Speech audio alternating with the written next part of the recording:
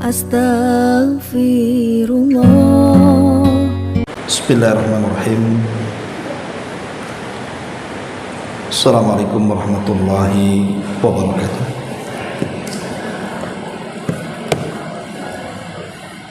Alhamdulillah wassalatu wassalamu ala Rasulillah wa ala alihi wa sahbihi wa mawalah wa la hawla wa la quwwata illa billahi wa ba'd.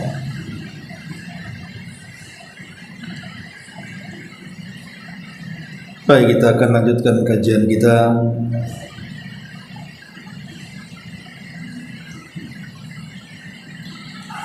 masih membahas kitab Umdatul Ahkam, dan kita masuk pada halaman ke-71 tentang tumakninah di dalam ruku dan juga sujud. Baik, kita akan baca dulu hadisnya baru kita terangkan. An Abi Hurairah radhiyallahu anhu anna Rasulullah sallallahu alaihi wasallam dakhala al-masjida fadakhala rajulun fasalla thumma jaa fasallama 'ala an-nabi faradda an-nabiy sallallahu alaihi wasallam as-salam faqala irji fasalli fa innaka lam tusalli faraja'a ar-rajulu fasalla kama kana shalla thumma jaa fasallama 'ala an-nabi faqala Rasulullah sallallahu alaihi wasallam wa 'alaikas salam thumma qala irji' fasalli fa innaka lam tusalli thalathan faqala ar-rajulu walladhi ba'athaka bil haqqi ma uhsinu ghairahu fa'allimni faqala an-nabiy sallallahu alaihi wasallam idza qumta ila as-salati fakabbir thumma qra' ma tayassara ma'aka minal Qur'an thumma rka' hatta tatma'inna raki'an thumma irfa' hatta ta'tadila qa'iman thumma isjud hatta tatma'inna sajida thumma irfa' hatta tatma'inna jalisa thumma fa'al dhalika fi salatika kulliha. Dari Abu Hurairah radhiyallahu anhu, beliau meriwayatkan bahwa Nabi sallallahu alaihi wasallam satu hari masuk ke dalam masjid. Kemudian ada seseorang yang juga masuk ke dalam masjid. Lalu seseorang itu salat. Setelah salat, orang itu menghampiri Nabi dan mengucapkan salam. Nabi menjawab, kemudian bersabda, kembalilah dan ulangilah salat, karena engkau belum salat. Orang tersebut lantas kembali dan mengerjakan salat seperti semula. Selesai salat, orang itu menghampiri Rasul dan mengucapkan salam kepada Nabi. Maka Rasul menjawab, wa alaikas salam. Tapi Nabi mengatakan, ulangilah salat, karena engkau belum salat. Begitulah 3 kali terulang-ulang. Orang ini mengatakan, demi zat yang mengutusmu dengan membawa kebenaran, aku tidak dapat memperbaiki lebih daripada itu. Oleh karenanya ajari aku salat. Maka Nabi SAW bersabda, jika engkau hendak mengerjakan salat, maka bertakbirlah. Lalu bacalah Al-Quran yang mudah bagimu. Kemudian rukulah hingga engkau ruku dengan tumakninah. Lantas angkatlah kepalamu hingga engkau berdiri tegak tumakninah. Setelah itu sujudlah sampai engkau sujud dengan tumakninah. Lalu angkatlah kepalamu hingga engkau tumakninah dalam keadaan duduk. Kerjakanlah yang demikian itu dalam seluruh salat-salat.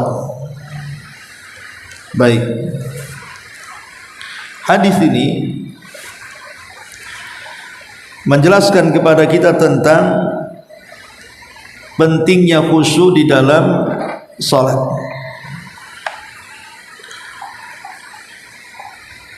Kenapa tumakninah itu penting dalam salat? Pertama,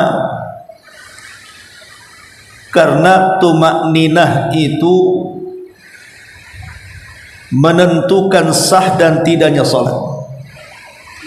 Tumakninah itu menentukan sah dan tidaknya pelaksanaan salat.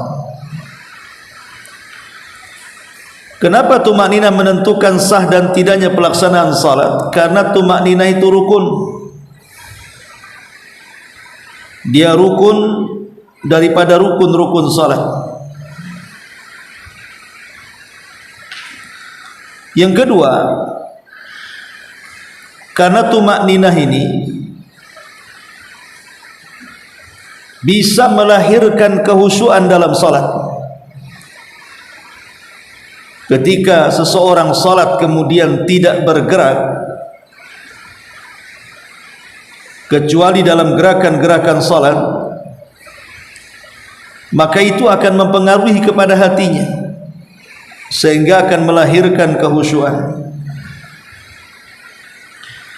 Yang ketiga, tumakninah ini bisa mendatangkan ladzatul salati, ladzatu as-salat, kenikmatan di dalam melaksanakan salat. Karena apabila hati tenang, kemudian badan pun tidak bergerak kecuali dalam gerakan-gerakan salat, maka akan tumbuh kelezatan dalam ibadah. Kemudian tumakninah juga mewujudkan makna daripada salat itu sendiri.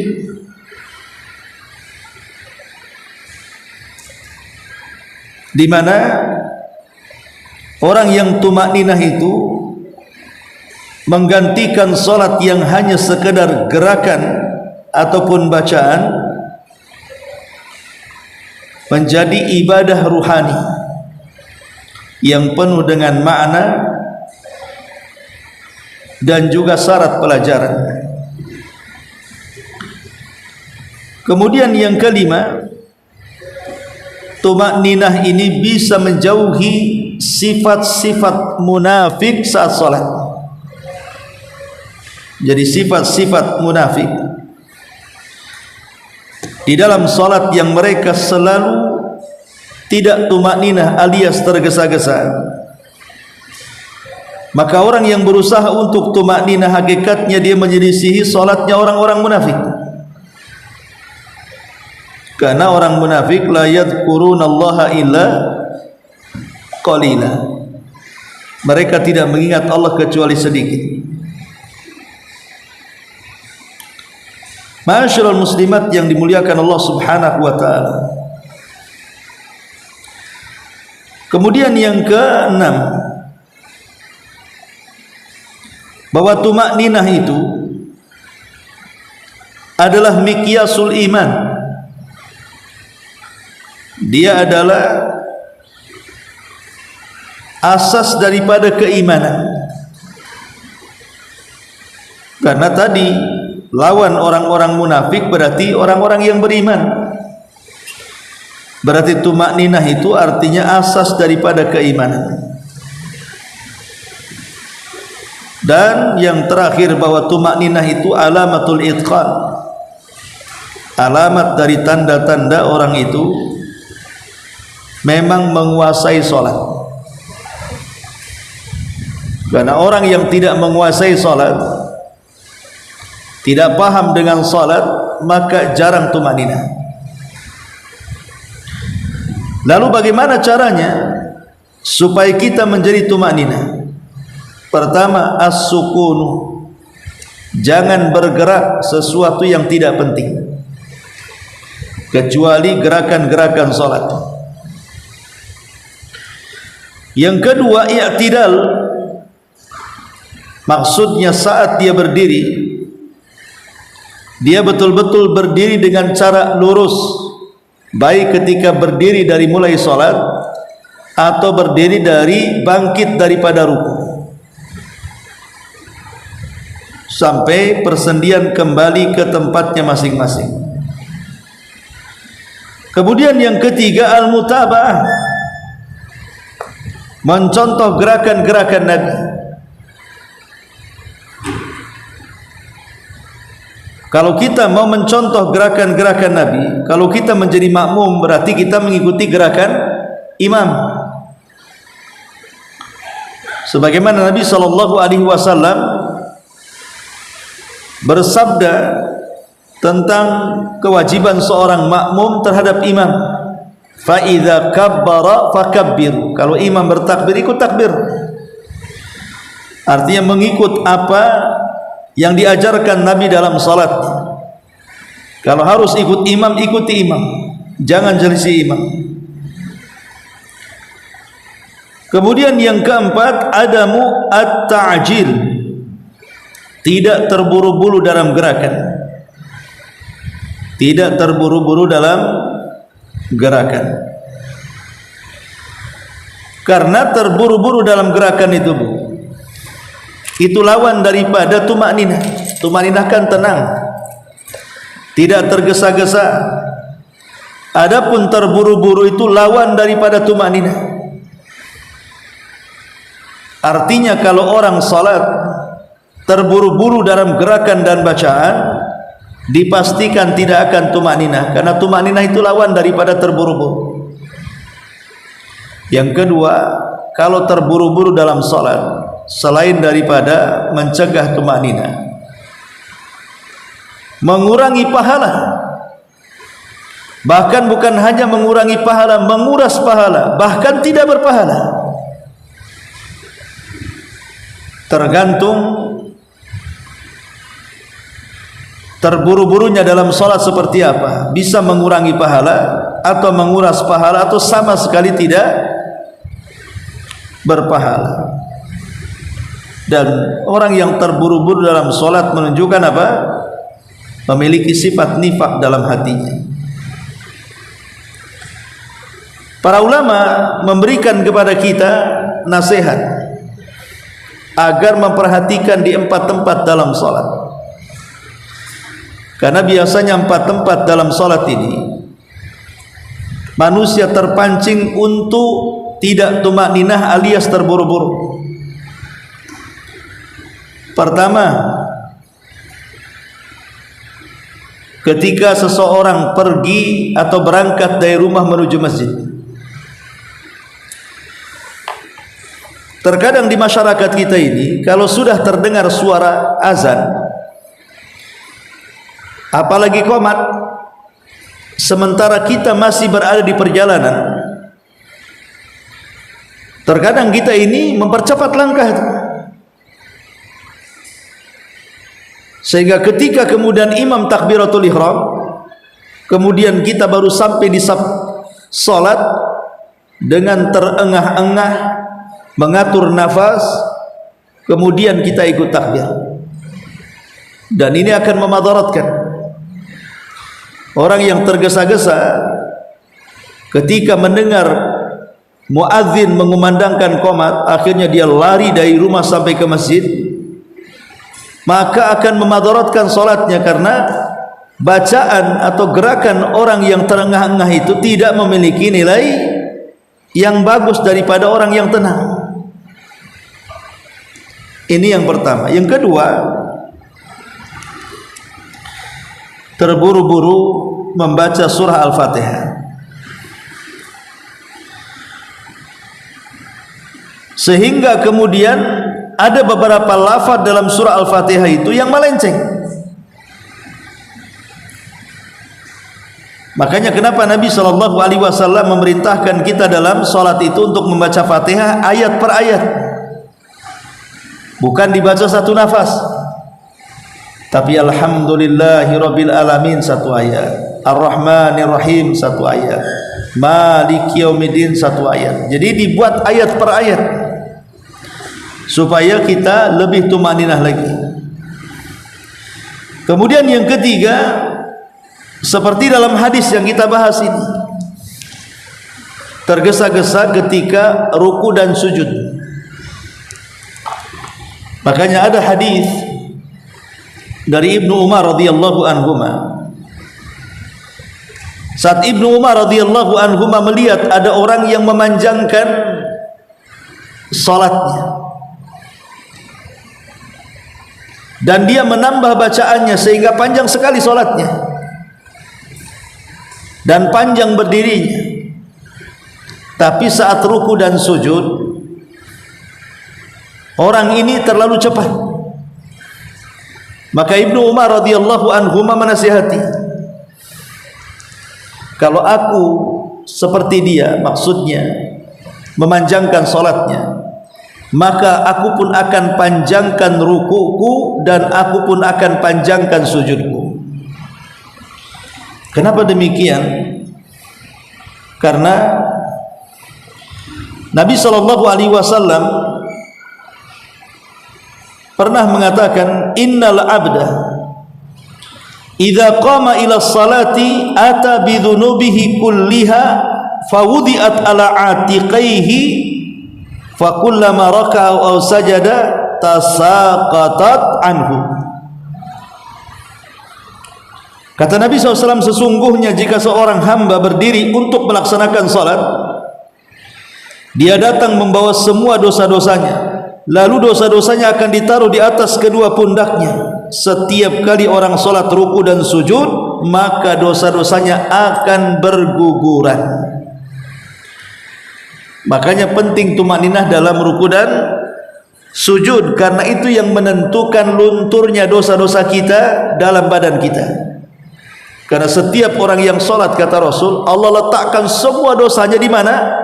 Di sini, di bahu. Allah letakkan dosa-dosa kita itu di bahu kita. Apabila kita ruku, maka dosa-dosanya itu akan berjatuhan. Apabila kita sujud, maka akan lebih banyak lagi yang jatuh. Artinya dua gerakan dalam salat ruku dan sujud ini jangan dianggap remeh, main-main, karena dua gerakan ruku dan sujud dalam salat ini yang menentukan diampuni dan tidaknya salat kita. Karena dalam dua kondisi itulah dosa-dosa kita akan berjatuhan. Sebagaimana Rasul mengatakan di sini, innal abda idza qama yusalli utiya bidzunubihi fawudiat ala ra'sihi aw atikihi fakullama raka'a aw sajada tasaqatat anhu. Sesungguhnya jika seorang hamba berdiri kemudian salat, maka didatangkan seluruh dosa-dosanya, kemudian dosa-dosa tersebut diletakkan di atas kepala dan kedua pundaknya. Setiap kali ruku ataupun sujud, maka berjatuhanlah darinya dosa-dosanya. Jadi saat ruku, maka dosa di bahu kita akan berjatuhan. Saat sujud, dosa di kepala kita akan berjatuhan. Makanya sekali lagi bahwa di dua tempat ini jangan sembarangan.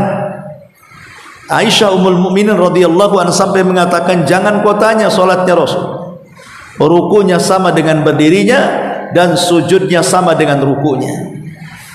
Saking panjangnya ruku dan sujudnya sampai disamakan dengan waktu berdirinya, kata Aisyah radhiyallahu anha. Ya, karena di waktu ruku bisa menggugurkan dosa sebagaimana di waktu sujud bisa menggugurkan dosa.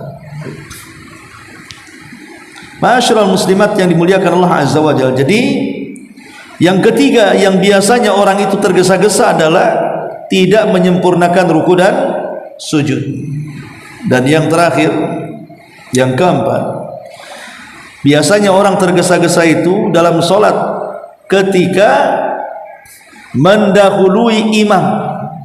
Imam belum ruku dia sujud, imam belum i'tidal dia i'tidal, imam belum sujud dia sudah sujud, imam belum bangkit dari dua sujud dia sudah bangkit dan duduk.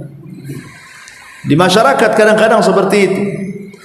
Ada orang yang tergesa-gesa mendahului imam.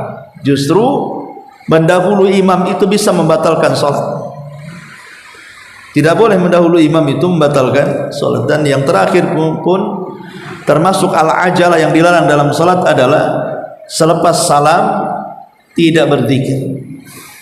Padahal ada waktu untuk duduk, ada waktu untuk wirid, tapi malah pergi.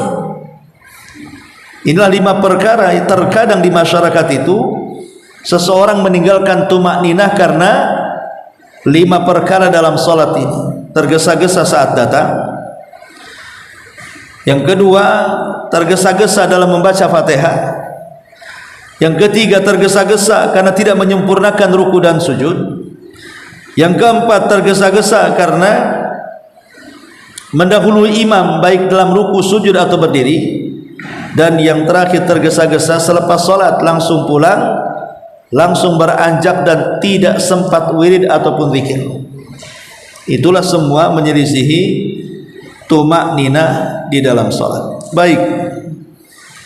Dalam hadis yang kita bahas ini, hadis Abu Hurairah radhiyallahu anhu menceritakan kepada kita tentang seseorang yang datang ke masjid Nabi bertepatan dengan Nabi juga masuk ke masjid itu. Kemudian Rasul memperhatikan ada orang yang solatnya itu kencang sekali, cepat sekali, sehingga ketika selesai solat dia menghampiri Nabi kemudian mengucapkan salam. Nabi jawab salam, tapi Nabi mengatakan solatmu enggak benar, kamu solat lagi. Akhirnya dia solat lagi, cepat lagi solatnya. Selepas solat dia mengatakan, ya Rasulullah, assalamualaikum. Kata Rasul, waalaikumsalam. Tapi Rasul mengatakan, aku lihat solatmu enggak benar, solat lagi. Sampai 3 kali dibilang enggak benar. Maka sahabat ini mengatakan, ya Rasulullah, uhsin ghairah. Aku tidak punya cara yang lebih baik daripada ini. Kalau memang ada solat yang lebih baik daripada yang aku lakukan, akan kukerjakan. Tolong beritahu, ajari aku solat. Maka Rasul sallallahu alaihi wasallam kemudian mengatakan dalam hadis ini, jadi apabila seseorang kemudian melakukan salat, hendaklah dia memperbanyak tumakninah, baik dalam ruku, baik dalam i'tidal, baik dalam sujud, baik di antara 2 sujud ataupun dalam tasyahud. Maka salatlah dengan cara tumakninah, tidak banyak bergerak yang tidak berfaedah. Adapun syarah daripada hadis ini, pertama di sini dalam hadis ini berkata Al-Hafidh tentang bab Nabi memerintahkan agar seseorang ini menyempurnakan ruku dan sujudnya. Jadi dalam hadis ini Rasul memaksa mengulang, meminta mengulang orang yang sudah sholat. Kenapa? Karena masalah ruku dan sujudnya. Seandainya dia itu tumakninah dalam rukunya, tumakninah dalam sujudnya, tidak mungkin Rasul memerintahkan untuk sholat kedua sampai ketiga kali diulang. Makanya hati-hati Bu. Kalau ini sih kan masih enak, Nabi hidup. Kalau ada kesalahan langsung suruh sholat. Kalau masih salah juga ditegur lagi. Kalau masih juga salah, dicarikan solusi. Maka kita ini tidak hidup di zaman Nabi. Maka tentunya lebih bijak dalam sholat itu lebih baik. Jangan mengejar rakaat, kejarlah pahala. Kaidah sholat itu jangan mengejar rakaat, tapi kejarlah pahala dalam setiap rakaat. Dengan cara apa? Tumakninah, tidak tergesa-gesa, baik dalam gerakan ataupun dalam bacaan. Harus tumakninah.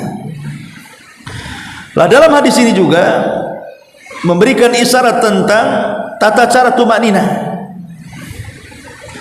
di mana Nabi SAW menyebutkan tata caranya secara singkat di sini.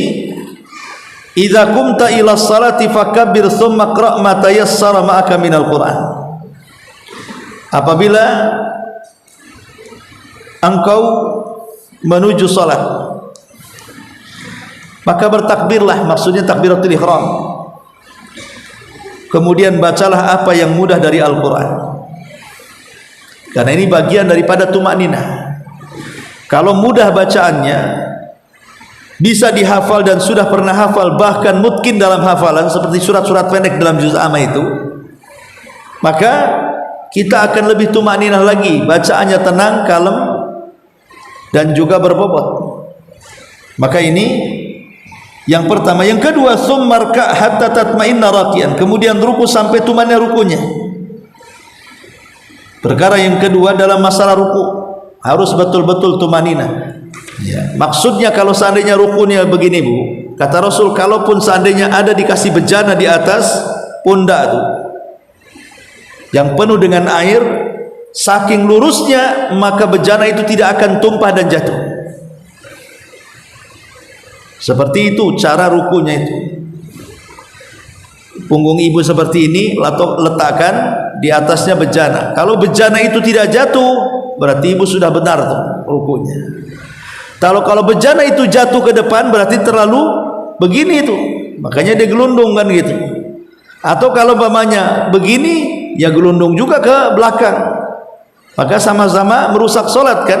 Makanya di antara tumakninah adalah lurus dalam punggung saat ruku. Begitu juga saat i'tidal, begitu juga saat sujud, begitu juga saat duduk di antara dua sujud. Ma'asyiral muslimat yang dimuliakan Allah Subhanahu wa taala. Adapun perlakuan Rasul yang mengulang-ulang sahabat ini untuk salat, dan Rasul tidak membiarkan, atau Rasul membiarkan, tidak mengajarkan ketika dari salat pertama. Justru dengan itu Rasul sedang mengajarkan orang itu. Tapi masalahnya karena dia tidak paham, makanya dia tidak tahu kesalahannya di mana. Itulah kadang-kadang orang jahil Bu. Kalau orang kurang ilmu tuh, dia salah tapi tidak tahu salahnya di mana. Jelas-jelas dia salah, tapi tidak tahu salahnya di mana. Seperti orang ini kan dia salah gitu ya, karena rukunya cepat, tapi ketika ditegur dia tidak tahu salahnya di mana. Baru Rasul mengajarkan bagaimana tata cara tumakninah di dalam melaksanakan sholat. Ma'asyiral muslimat yang dimuliakan Allah Subhanahu wa taala. Maka dalam bab ini pengarang kitab Umdatul Ahkam ini menjelaskan kepada kita tentang tumakninah yang sangat-sangat harus diperhatikan di dua tempat dalam salat. Pertama saat ruku, yang kedua saat sujud. Inilah yang menentukan salat kita ini berganjar atau tidak, dihapuskan dosa ataupun tidak dihapuskan. Baik, kemudian sedikit bicara soal kehusyuan atau tumakninah yang membawa khusyuk dalam sholat.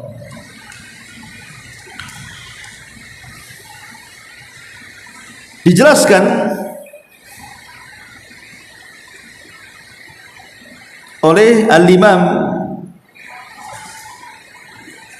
An-Nawawi rahimahullahu ta'ala ketika menjelaskan pentingnya melaksanakan tumakninah dalam salat.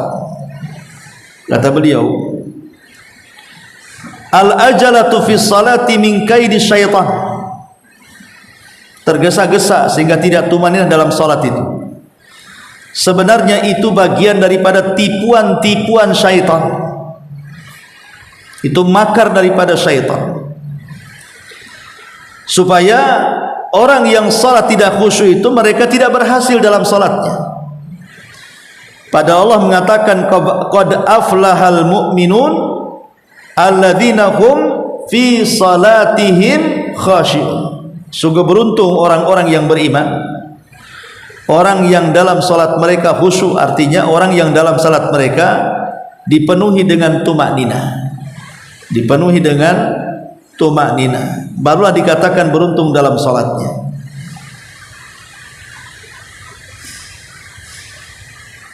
Baik.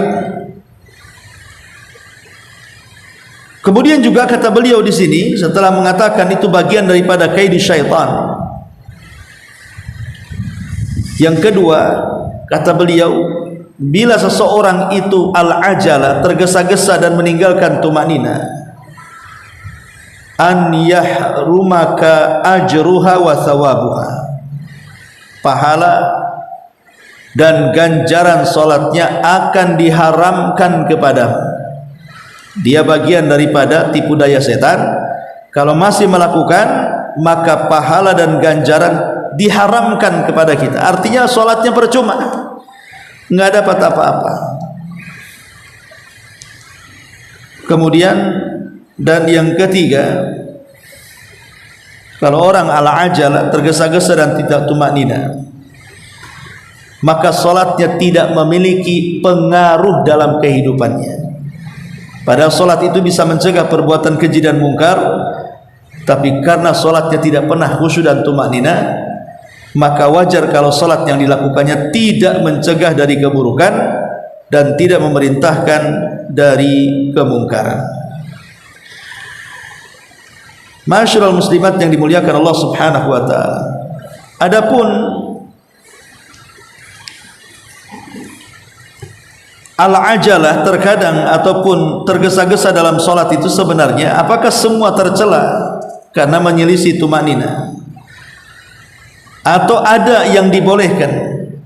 Ulama mengatakan kalau tergesa-gesa dalam salat itu dari rukun ke rukun berikutnya dan tidak menghilangkan tumaknina, atau tidak menghilangkan kepada lupa akan zikir dan bacaan salat seperti takbiratul ihram dan yang semacamnya, maka tergesa-gesa dalam salat tidak mempengaruhi salat, asal sekali lagi tidak meniadakan tumaknina dan tidak menjadikan lupa dalam bacaan salatnya, maka salatnya dianggap sah. Walaupun seandainya tidak tergesa-gesa, tentu lebih afdal sekali.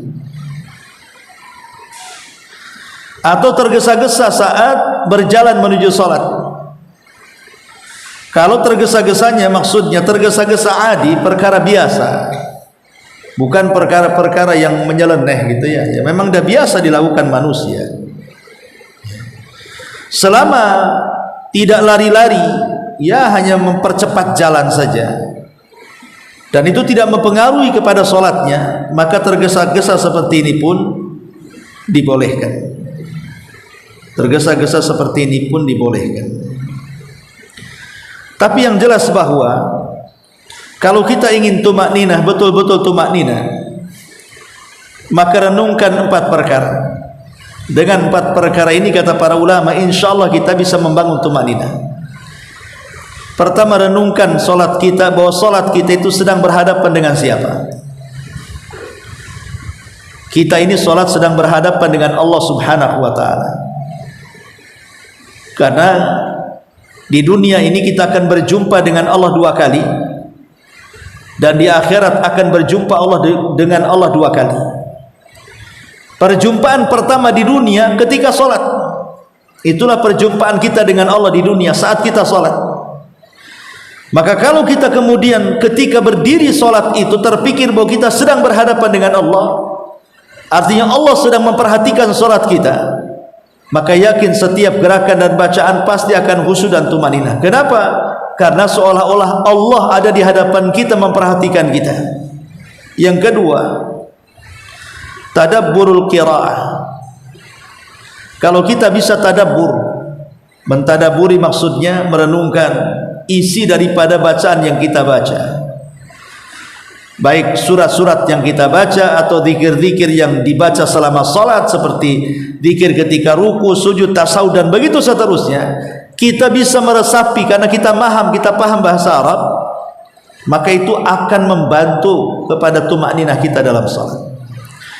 Kemudian yang ketiga, iltizam bisunnah, istiqomah dengan sunnah Nabi SAW. Terus belajar gerakan-gerakan salat dan bacaan-bacaan salat yang sesuai dengan sunnah Nabi. Kemudian kita pun istiqomah agar kita berpegang dengan sunnah itu.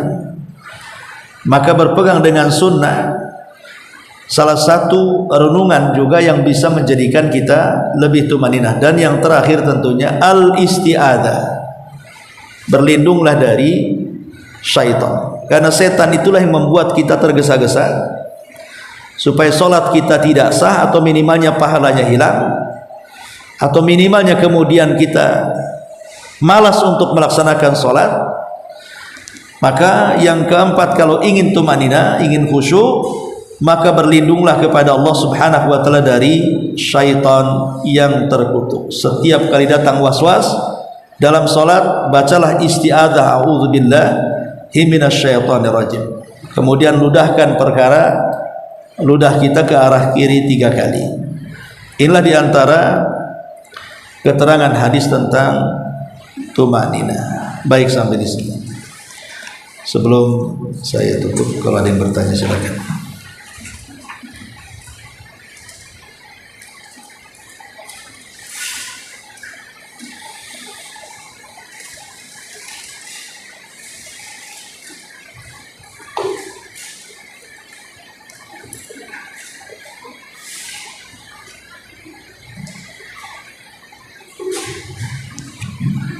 Ya. Waalaikumsalam.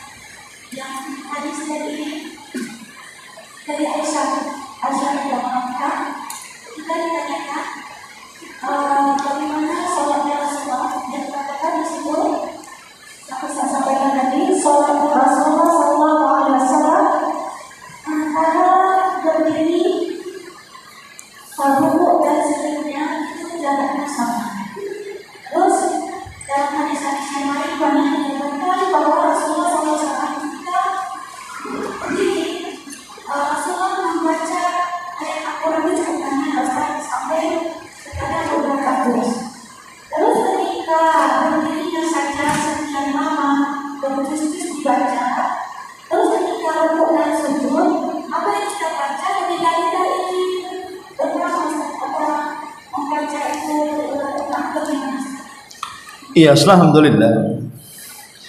Ya, tentu istilah Aisyah radhiyallahu anha, rukunya sama dengan berdirinya, sujudnya sama dengan rukunya, itu bukan berarti kemudian durasinya sama. Kalau berdirinya 1 jam, rukunya harus 1 jam, sujudnya harus 3 jam lah jadinya. Maksudnya itu, ruku dan sujud itu minimalnya ya agak lama, tidak harus durasinya lama. Minimalnya kewajiban kita, bacaan-bacaan yang harus dibaca itu terlaksana dalam ruku dan sujud. Karena saat ruku itu kita sedang mengagungkan Allah, makanya bacaannya subhana rabbiyal azim. Kita sedang mengagungkan Allah. Posisi ruku itu kita sedang mengagungkan Allah. Seperti mamanya, ada seorang anak yang menghormati orang tuanya karena memuliakannya. Seperti apa? Kadang-kadang dipeluknya orang tuanya karena rindu, nggak mau ngelepaskan gitu ya, saking menghormatnya sama orang tua supaya orang tuanya senang. Ya, itu kepada makhluk saja kadang-kadang lama dipeluk itu orang tua, karena memuliakan orang tuanya, menghargai orang tuanya. Macam mana pula kalau yang dihargai adalah Rabb yang menciptakan orang tua kita dan menciptakan kita juga. Maka sudah selayaknya kita harus lama dalam mengagungkan Allah Azza wa Jalla. Ya, kalau perlu jangan 3 kali baca, lebihkan. Yang biasa kita mungkin subhana rabbiyal azim, ya kita ganti dengan bacaan-bacaan yang lebih panjang. Subhanakallahumma bihamdika Allahumma ighfirli umpamanya. Ya. Terus diulang-ulang beberapa kali. Begitu juga sujud. Kalau sujud lama tentu, karena dalam sujud itu adalah bagian yang terendah dalam salat. Disitulah doa-doa kita mustajab. Jadi selain membaca subhana rabbiyal a'la atau subhanakallahumma bihamdika Allahumma ighfirli dan yang lainnya, maka kita bisa berdoa. Tapi ingat sekali lagi bahwa panjang ruku dan sujud itu hanya berlaku pada salat sendirian. Karena Aisyah menceritakan itu ketika Rasul salat malam, ketika salat sendiri. Kalau salat jamaah kan tergantung imamnya. Kita tidak bisa kemudian menyelisih imam. Maksudnya ketika kita sholat sendirian, kita perpanjang ruku karena itu saat kita mengagungkan Allah, dan kita memperpanjang sujud karena di situ ada doa yang mustajab, maka dipanjangkan. Dan dua-duanya juga posisi menggugurkan dosa, baik dosa yang diletakkan di pundak atau dosa yang diletakkan di kepala. Jadi ditentukan digugurkannya itu lewat ruku dan sujud. Wallahu a'lam. Berarti ini bukan hubungan jarak, tapi durasinya itu ya istilahnya dipanjangkan, ya kita ma'ruf lah dipanjangkan seberapa kuat dipanjangkan, karena kalau panjang sekalipun bisa memadaratkan juga, nanti darah kumpul di kepala, nanti bangun malah muter-muter kepalanya. Ya maksudnya kan lihat kemampuan kita saat ruku dan sujud. Kalau tidak membahayakan ya lamakan saja. Ya, Allah. Boleh mengulangi kemarin sedikit Ustaz? Ya. Ada satu ayat yang Ustaz sampaikan kemarin. Kalau anak tak salah ini ada Ustaz surat Al-Qiyamah, Ustaz katakan yang sangat mengetahui tentang diri kita itu kita sendiri, baik buruknya tentang diri kita setelah apa. Terus yang sering kita hadapi dan mungkin tidak terjadi pada diri anak pribadi, yang sering kita lihat apa yang dilakukan itu salah, terus apa yang diperbuat salah, ketika kita menasehati, menegur atau dan sebagainya, menganggap dia itu paling benar dan paling baik dan sesuai dengan apa yang dia pelajari. Padahal menurut konteks hadis dan sunnah lain, ya itu salah gitu Ustaz. Itu gimana Ustaz? Orang yang menganggap bahwa dia itu baik. Ya justru itulah, contoh itulah yang menunjukkan tentang contoh ayat namanya. Balil insanu ala nafsihi basirah walau alqa ma'adhirah. Contohnya apa? Ya contohnya yang ibu tadi itu, yang katakan. Ada orang yang merasa benar padahal sebenarnya dia tidak benar. Ya. Dan yang mengetahui benar tidaknya itu sebenarnya hati dia. Hati seseorang itu lo nggak bisa dibohongi. Walaupun mulutnya dibilang ini dalilnya kuat, ini yang benar, ini yang hak. Ya. Terkadang ada orang seperti tahu kebenaran, tapi tidak melaksanakan kebenaran, dan hatinya tahu dia sedang menyelisih kebenaran. Atau seseorang mungkin tidak tahu dia sedang melakukan kebatilan, tapi hatinya menganggap kebenaran benar terus, padahal sebenarnya dia batil. Itu juga kurang lebih saja. Karena bagaimanapun hukum seseorang itu kan hatinya yang dihukum, bukan gerakannya, bukan bacaannya, tapi hatinya itu. Dan yang menilai seseorang baik atau tidak kan setelah Allah hatinya sendiri, apakah dia benar ataukah dia salah. Ya contohnya seperti yang tadi contohkan. Ada orang yang merasa dirinya benar padahal sebenarnya salah. Makanya Allah mengatakan balil insanu ala nafsihi basirah walau alqa ma'adhirah. Bahkan manusia ini yang tahu dirinya sendiri, yang tahu dirinya adalah dirinya sendiri, walaupun dia mengemukakan banyak uzur. Saya sudah belajar, saya sudah begini, saya sudah begitu. Tahu nggak saya ini titelnya apa? Saya LC, saya MA. Ya walaupun itu yang tahu itu kan kita sendiri, bukan orang. Walaupun kita ngomong sehebat apapun ucapan kita, menghiasi diri dengan ucapan kita, yang tahu ikhlas tidaknya itulah hati kita. Karena ayat ini kan bicara soal keikhlasan sebenarnya. Hati ini bicara soal keikhlasan. Apakah kita ikhlas atau tidak ikhlas itu sebenarnya yang tahu kita. Karena tampak ada orang itu nampak ikhlas sekali, ketika sholat tuh khusyuk sekali, ada bergerak sama sekali. Rupanya dia pula yang paling tidak khusyuk. Kenapa? Karena Ali radhiyallahu an pernah ditanya, tahu nggak kalian khusyu'un nifaq? Khusyuknya orang munafik. Kata Ali radhiyallahu, khusyuknya orang munafik itu orang yang ketika sholat tidak bergerak sama sekali. Nampak orang itu khusyuk, tapi hatinya itu kemana-mana melanglang buana. Badannya di sini, hatinya di Jakarta. Badannya di sini, hatinya di Jogja, di Sumatera sana. Itu namanya khusyu'un nifaq. Lah yang tahu itu kita sendiri, bukan orang. Dan ingat, kita ini tidak boleh menebak-nebak hati orang. Ingat, kalau kita yang tahu diri kita sendiri, ya kita sendiri. Tapi ketika kita menilai orang, kita tidak boleh menebak. Hati kamu begini ya, nggak bisa. Ya, kita ini hanya cukup melihat zahirnya saja, melihat zahir daripada amalan dia. Makanya kenapa saat Nabi SAW marah kepada Usama ibn Zaid karena membunuh orang yang mengucapkan kalimat la ilaha illallah, kata Usama, Rasul, dia mengucapkan kalimat itu karena takut pedangku, karena ini posisinya perang, dia sedang bohong itu. Maka Rasul mengatakan, apakah engkau sudah sobek dadanya, kau lihat hatinya, sehingga dia mengucapkan karena takut atau tidak? Jadi Islam itu hanya melihat zahirnya saja, tidak bisa melihat hati orang. Hati itu dikembalikan kepada orangnya.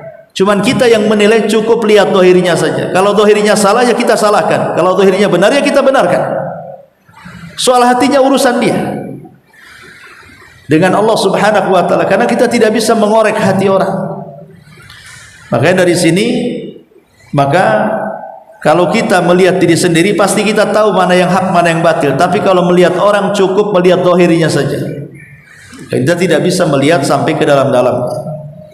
Wallahu a'lam. Wa ya. Subhanallah hamdika asyhadu an la ilaha illa anta astaghfiruka wa atubu ilaik. Allahu ta'ala alam. Assalamualaikum warahmatullahi